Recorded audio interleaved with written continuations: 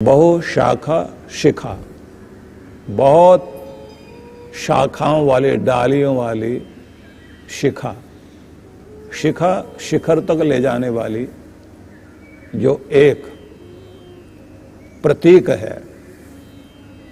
और ब्रह्मरंध्र के ऊपर इसको रखने का निधान एक नियम था कि जहाँ से आपका ट्रांसमीटर काम करता है और रिसीवर भी काम करता है, जहाँ से आपकी भावनाओं की तरंगे जाती हैं, तो उसको ढकने के लिए बाद में एक प्रचलन हुआ कि नहीं, सिर को ढक करके रखा जाना चाहिए। तो साधक लोग जो है अपने सिर पर एक कपड़ा बांध के रख लेते हैं। अभी भी मंदिरों में, धर्म स्थलों में, विशेषतः पंजाब में, जब भी आप किसी धार्मिक अनुष्ठान में जाएंगे तो वो कहते हैं सिर ढकिए पहले। तो इसको ढकने का एक नियम, लेकिन मैं आपको उस तरफ ले जाना चाह रहा हूं कि चोटी अगर बिखरी हुई है तो इसका मतलब वृत्तियां बिखरी हुई है, विचार बिखरे हुए हैं। और जिसके विचार बिखरे हुए हैं वो व्यक्ति बिखरा हुआ आदमी है, बिखरा हुआ व्यक्तित्व है, बटा हुआ व्यक्तित्व है। और जिसका एक ही तरफ निश्चय है का उसने अपनी सारी बिखरी हुई वृत्तियों में गांठ बांध लिए। लोग कहते थे ना कि भाई याद रखना, ये काम गांठ बांध लेना, मैं जिस तुम्हें बता रहा हूं इसको गांठ बांध लेना, मतलब इसको याद कर लेना, बोलना नहीं। अभी भी गांव में याद रखने का एक ही नियम है, वो उठाएंगे और अपने कपड़े में गांठ लगा लेंगे, जिससे याद आए गांठ क्यों लगाई थी। चोटी में गांठ लगाई है तो आज का संकल्प क्या है? हर दिन चोटी को खोल के नहा के उसके बाद फिर गांठ लगाते हैं। खुले बालों की व्यवस्था ही नहीं है। द्रौपदी अगर बाल खोल के घूम रही है तो उसका मतलब आज तो सारे बाल खोले घूम रहे हैं। उस समय के वो भावना अलग थी, लेकिन आप इसी में ना खड़े रह जाए। मैं आपको आगे ले चलता हूं कि जिसने अपनी सारी वृत्तियां, सारे विचार, सारी भावनाएं एक जगह जोड़ दी। जैसे मीरा ने कहा था, जब उसने अपने जीवन में 6 मौतें देख ली, 6 रिश्ते एक एक करके विदा हो गए, तो सारे प्रेम को एक जगह लेकर आ गई। और तब उसने गाया था, जो तुम छोड़ो पिया मैं नहीं छोड़ू रे। भगवान तुम मुझे छोड़ सकते हो, मैं नहीं छोड़ू। तुम ही बताओ कृष्ण, तुमसे अगर तोड़ भी लूं तो फिर किससे जोड़ूं? इस दुनिया में प्रेम के काबिल कोई और तो है ही नहीं। मैंने सुना शायद सुंदरदास संत थे, उनके गुरु नहीं रहे, बड़े सुंदर व्यक्ति थे, बड़ी सुंदर आंखें थी उनकी। उसके बाद उन्होंने अपनी आंखें बंद कर ली, कभी आंखें नहीं खोली। उन्होंने कहा दुनिया में सुंदर एक ही था, उसको देखने के लिए ही आंखें थी, वही चला गया तो अब किसको देखूं? बहुत अलग तरह के लोग हुए दुनिया में और बड़े ज्ञानी लोग थे। लेकिन आपको ये कहना चाहता हूं कि अपने आप को कहीं ना कहीं एक जगह, अपनी सारी शक्तियों को जिस दिन आप जोड़ लेंगे, उस दिन चमत्कार की जो आप उम्मीद करते हैं, ऐसा चमत्कार घट जाए, वैसे चमत्कार घट जाए, आप खुद एक चमत्कार बन जाओगे। आपकी जिंदगी में चमत्कार होंगे, ऐसा नहीं आप चमत्कार बन गए, आपकी जिंदगी में हर पल चमत्कार होते दिखाई देंगे। आपके द्वारा किया गया कार्य भी चमत्कार हो जाएगा। लोग कहेंगे ये इतना बड़ा कुछ कर सकता था, हमें नहीं पता था कि ये व्यक्ति इतना कुछ कर सकता है। भगवान एक शब्द कह रहे हैं कि वो बुद्धि जो दृढ़ निश्चय वाली बुद्धि है, वो संकल्प वाली बुद्धि है। जिसके पास संकल्प है, ऐसी बुद्धि ही बहुत कुछ कर सकती है। संकल्पहीन व्यक्ति के पास 20 तरह की बातें होंगी। 10 जगह कुआं खोदने वाला आदमी, 10 जगह गड्ढे खोदने वाले आदमी ने कभी कुएं का पानी नहीं पिया, उसे कुआं मिला ही नहीं, वो पानी तक पहुंच ही नहीं पाया। इसलिए बड़े बड़े प्रतिभावान लोग जो है बिखर कर रह गए। और जिनके पास कुछ था, एक जगह अपने आप को लगा दिया और इतने अच्छे से लगाया कि बस उसी में उनको सब कुछ मिल गया। इसलिए बड़े बड़े प्रतिभावान लोगों को मैं देखता हूँ, उन्हें कभी कोई बहका ले जाता, कभी कोई बहका ले जाता है, ये भी होना चाहिए, वो भी होना चाहिए, वो 10 जगह भाग रहे हैं। इसलिए पूरी जिंदगी में कोई रिजल्ट नहीं, वो कुछ कर ही नहीं पाए। और लोग जब उनसे मिलते हैं तो कहते जानकारी बहुत लगती है इनको, किसी बारे में बात करो, सब बातें बताते हैं, क्योंकि अखबारी ज्ञान है ना। ऐसा लगता है ये भी जानते हैं, वो भी जानते हैं, जैसे वो गिनती गिना रहा हो कोई आदमी और जानता कुछ भी नहीं है। वो जीवन में बिखरा हुआ व्यक्ति है, भटका हुआ व्यक्ति है। तो एक राह पर चलकर ही मंजिल पाई जा सकती है। उस राह में पहले आपको दृढ़ निश्चय अपनाना चाहिए, संकल्प वाला बनना चाहिए, अपना फोकस सेट करना चाहिए।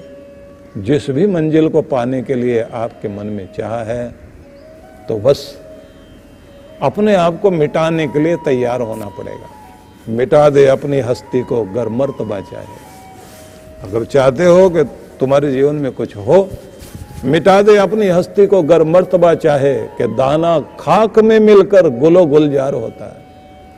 कोई भी दाना जब तक खाक में, मिट्टी में मिलेगा नहीं, तब तक फूलों का बगीचा महकेगा नहीं। फूल बनने के लिए, फूल खिलने के लिए बहुत आवश्यक है कि अपने आप को मिटाना पड़ेगा, अपने आप को खोना पड़ेगा, अपने आप को मिट्टी में मिट्टी करना पड़ेगा। और उस बीच में कितने भी आकर्षण आते हों, आपको उन आकर्षणों में नहीं पड़ना है। कल मैंने आपसे एक चर्चा की थी लाओ त्से की। लाओ त्से महान चिंतक हुए। एक वर्ष भारत में भी भ्रमण किया उन्होंने। भारत ज्ञान का भंडार रहा है, भारत का संदेश पूरी दुनिया में जाता रहा है। भारत में आकर लोगों को लगता था जैसे उनका तीर्थ पूरा हो गया। इसलिए ज्ञान के इस देश में भ्रमण करके लोग जाया करते थे। लाओ त्से ने बहुत कुछ दिया इस धरती को। चाइना में उस व्यक्ति को मानने वाले आज बहुत भारी संख्या में लोग हैं। ताओ ते किंग नाम से उनके संदेश धरती पर आए। लेकिन एक घटना घटी उनके जीवन में। घटना यह थी कि वो राज सत्ता में और शासन प्रशासन से लेकर व्यक्तियों में नैतिकता के ह्रास को देखते ही अपने देश को, अपने स्थान को छोड़कर जाने लग गए। निश्चय कर लिया कि मैं जा रहा हूं, और जैसे चल पड़े तो रास्ते में राजा को पता लगा कि वो छोड़कर जा रहे हैं। अब एक ज्ञानी व्यक्ति और बड़ा महत्वपूर्ण व्यक्ति छोड़कर जाए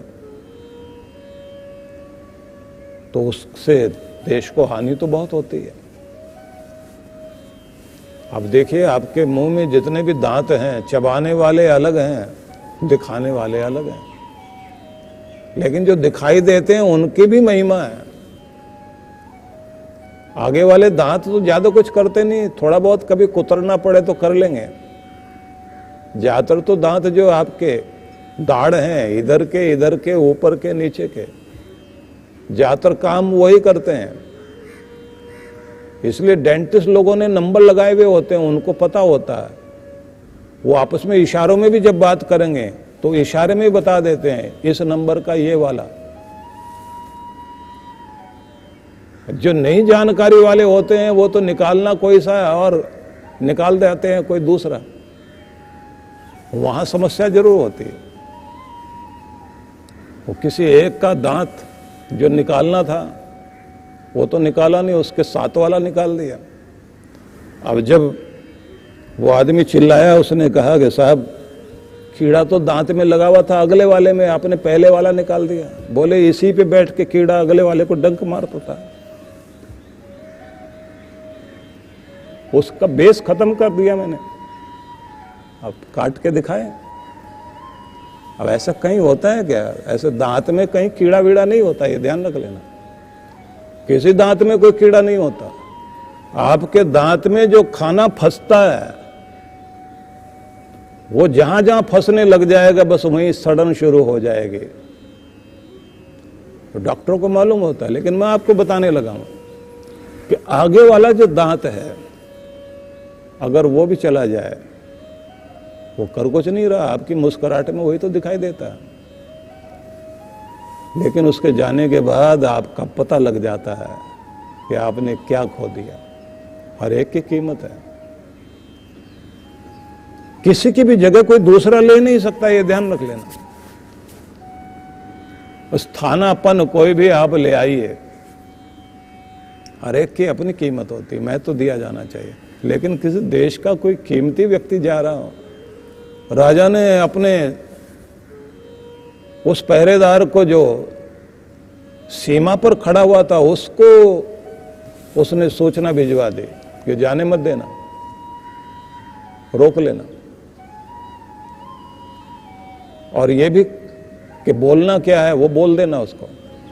तो लाओ त्से वहां रुके और संतरी ने उनको पूछ लिया कि आप कहां जा रहे हैं? बोले अब हम जा रहे हैं यहां से।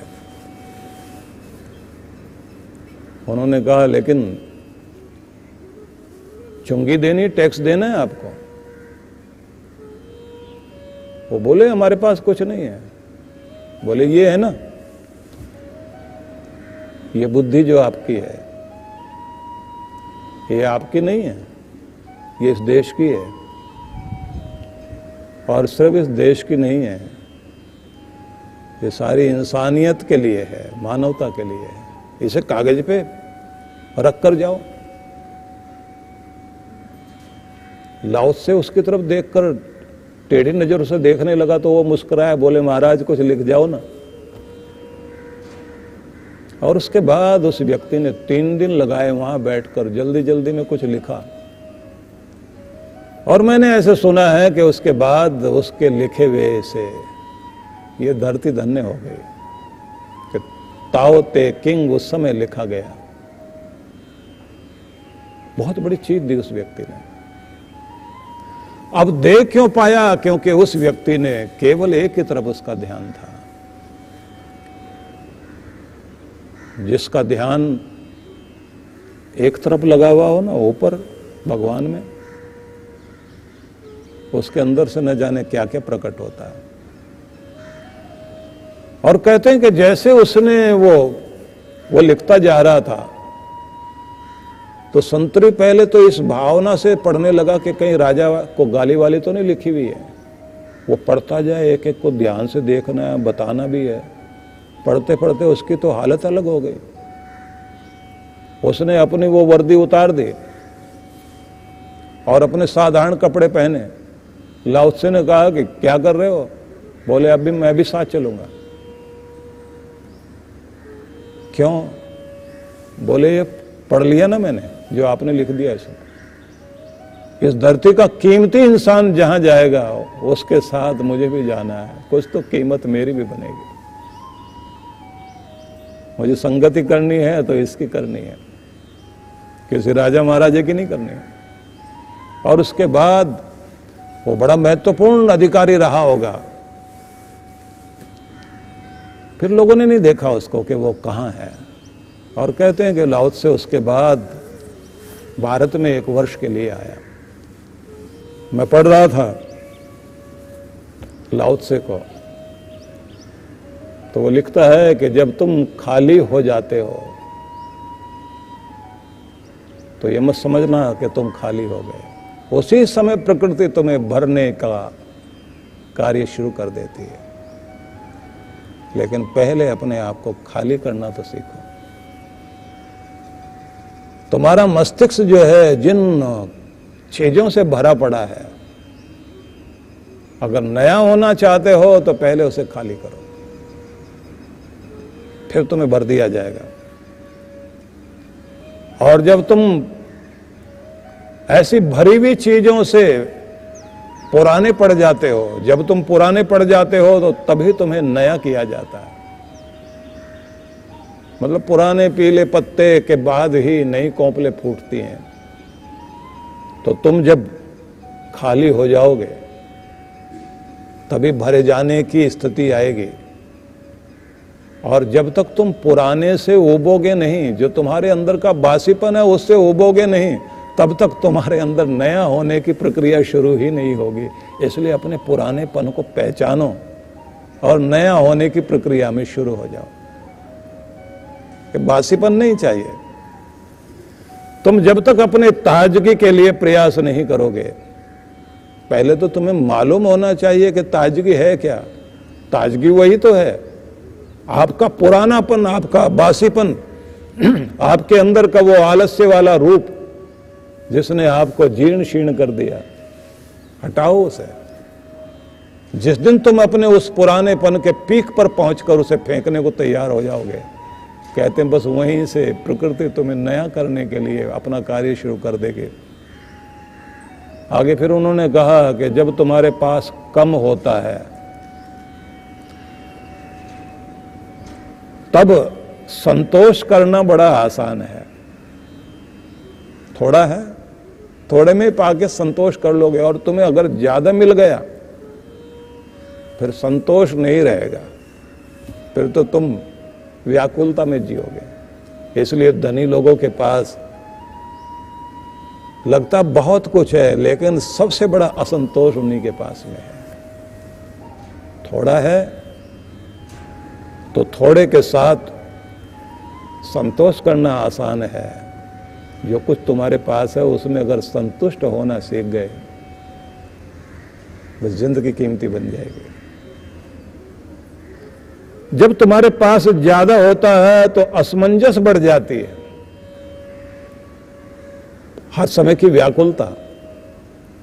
वो ज्यादा है, पहले तो ज्यादा इकट्ठा करने का अपना एक अलग ही रूप होता है कि ये और इकट्ठा हो जाए, वो और इकट्ठा हो जाए। उसके बाद में समस्या ये होती है, जो इकट्ठा किया है वो बचना भी चाहिए, सुरक्षित भी रहना चाहिए। और सुरक्षित कर भी लिया, डर लगा रह जाता है, कोई ले तो नहीं जाएगा इसको, कोई छीन तो नहीं लेगा।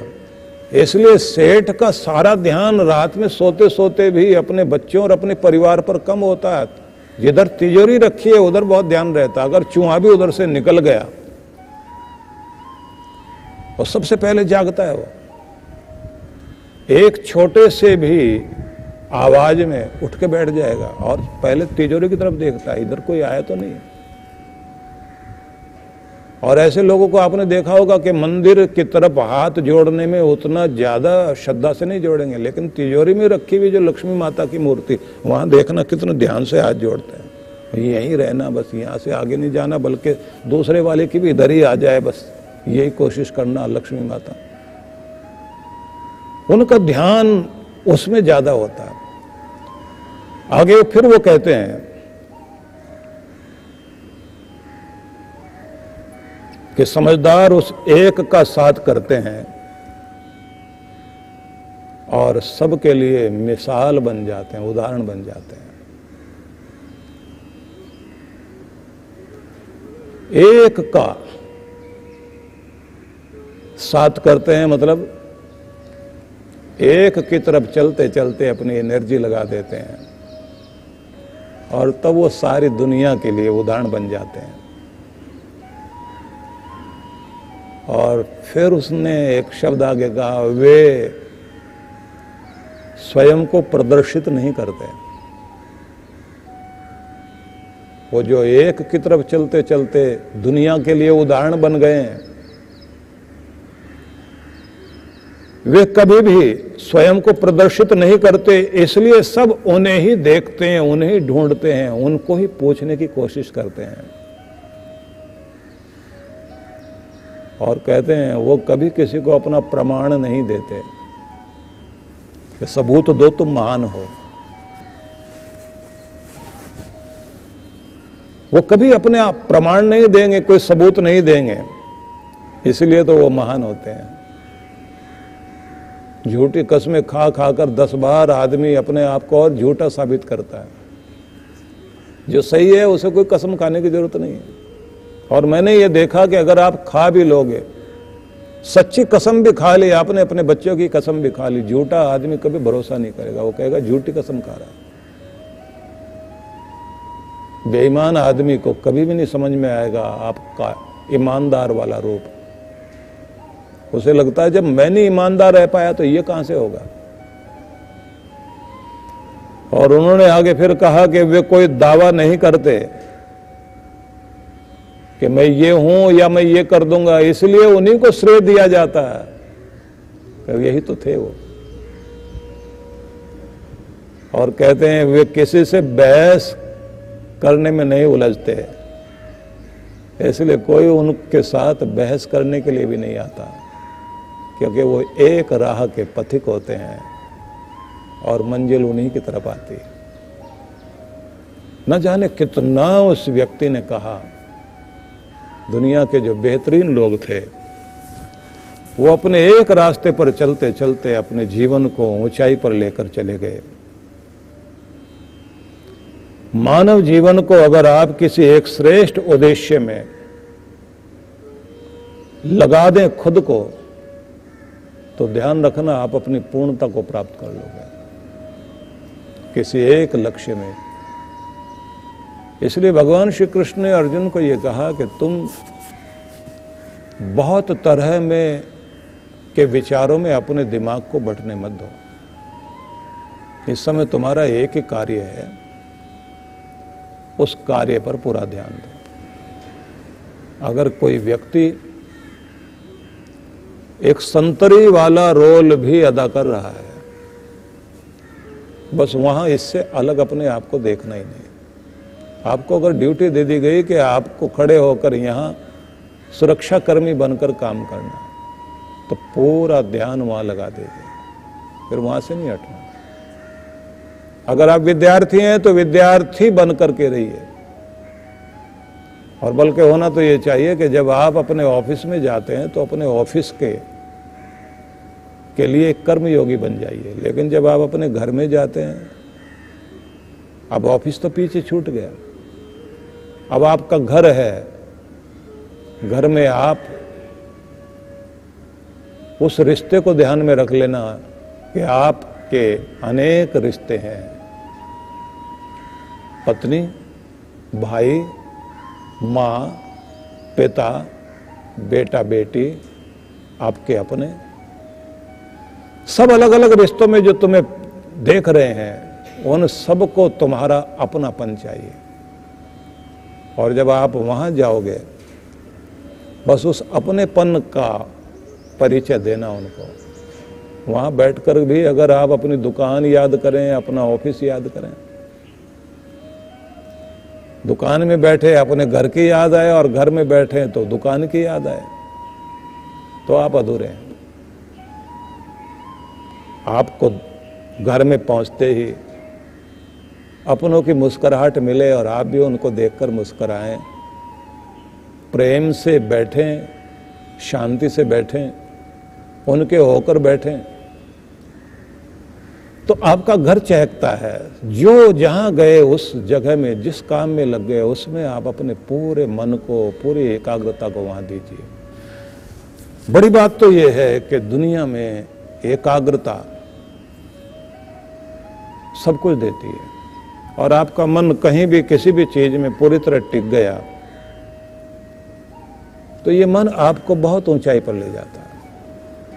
और अगर भटक गया तो फिर ये कुछ भी नहीं रहने देता। प्रैक्टिस यही करनी होती है कि हम अपने मन को एक जगह पूरी तरह लगाना सीख जाएं। अगर ये प्रैक्टिस आपकी पूरी हो गई तो आपके जीवन में बहुत सारे चमत्कार हर दिन घटेंगे। मैं देखता हूं अधिकांश रूप से लोगों का मन भटकाव में रहता है और वो कभी भी अपनी एकाग्रता को साध नहीं पाते। तरीका क्या है? तरीका यही है कि आप जिस भी काम को करें उसमें अपने मन को पूरी तरह डुबो दीजिए, उसमें रस लीजिए। अगर आप पढ़ने बैठे हैं तो पढ़ने में पूरा ध्यान, संगीत सुनते हैं तो संगीत में पूरा ध्यान, काम करने में लग गए तो पूरा ध्यान आपका वहीं रहे और जिस जगह भी आपका ध्यान जाएगा वहीं चमत्कार होगा। और अगर आपका ध्यान बटा रहेगा तो फिर आप कुछ भी नहीं कर पाएंगे। इसलिए सफल लोगों की सबसे बड़ी बात यही रही है कि उनके पास में एकाग्रता की बहुत बड़ी शक्ति थी। हमारी सबसे बड़ी कमी यही है कि हमारे पास एकाग्रता नहीं है, कंसंट्रेशन नहीं है, हमारा मन टिकता नहीं है, हमारा मन भटकता है। और ये एक दिन में ऐसा नहीं हो सकता, ये तो आपके लगातार की प्रैक्टिस चाहिए। आपको ये आदत बनानी पड़ेगी। जिस काम में आप लग गए तो उसमें खो जाइए, आप उसमें अपने आप को इस तरह से तल्लीन कर दें कि उसके अलावा कुछ और दिखाई नहीं दे। रस लीजिए उसका। भोजन में जब भोजन करने बैठे तो पूरा ध्यान वही, काम में गए तो काम में पूरा ध्यान, हंसने हंसाने के लिए मित्रों के साथ बैठे हैं तो आपका पूरा ध्यान वही रहना चाहिए। ध्यान बटना नहीं चाहिए। ध्यान बटेगा तो वो जो आप सड़कों पर देखते हैं ना कि सावधानी हटी और दुर्घटना घटी। सावधानी कब हटती है? जब ध्यान बटा हुआ होता है। अधिकांश दुर्घटनाओं में 80% दुर्घटनाओं का कारण यही बनता है। जिंदगी दुर्घटनाओं की तरफ जाती तभी है जब आपका मन बटा हुआ हो, आपका ध्यान हटा हुआ हो, आप लापरवाह हो जाएं। लापरवाह का मतलब ही यही होता है कि आप परवाह नहीं कर पा रहे, आपका ध्यान कहीं और जा रहा है। जिसका ध्यान और जगह जा रहा है तो वो कुछ नहीं पा सकता।